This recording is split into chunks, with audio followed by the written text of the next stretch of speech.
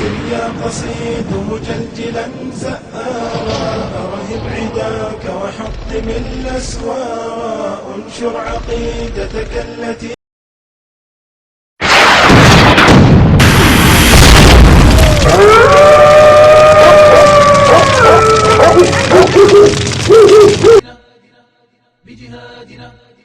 یکی از دغدغه‌های خانواده‌ها و خود این عزیزانی که می‌خواهند تغییر جنسیت بدن اینه که آیا این کاری که ما داریم می‌کنیم شرعی هست یا نه؟ نکنه یه وقت ما داریم گناه می‌کنیم، آیا این کار ما گناه محسوب می‌شود یا نه؟ امام با صراحت تمام مسئله تغییر جنسیت رو مطرح می‌کنه.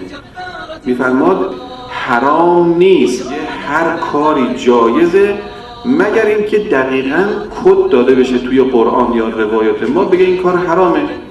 چرا از زنا مذمت شده و او رو به عنوان گناه کبیره؟ چون توی قرآن آمده، توی روایات هم آمده. اما از اونجایی که در مورد تغییر جنسیت هیچ بیان حرامی مطرح نشده، بنابراین ما نمیتوانیم بگیم حرام. نکته دوم اینه که اگر بنا باشه تغییر جنسیت به خاطر تغییر در خلقت خدا حرام باشه، بنابراین همه کارهای روزمره ما حرام خواهد بود.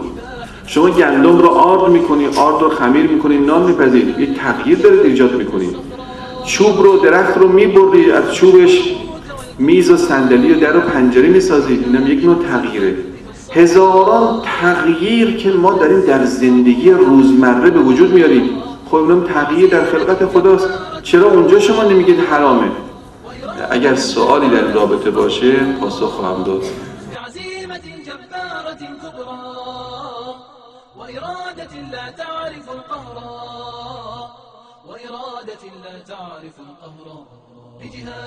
بجهادنا بالمشعل الوقاد سيزول ليل الشرك والإلحاد.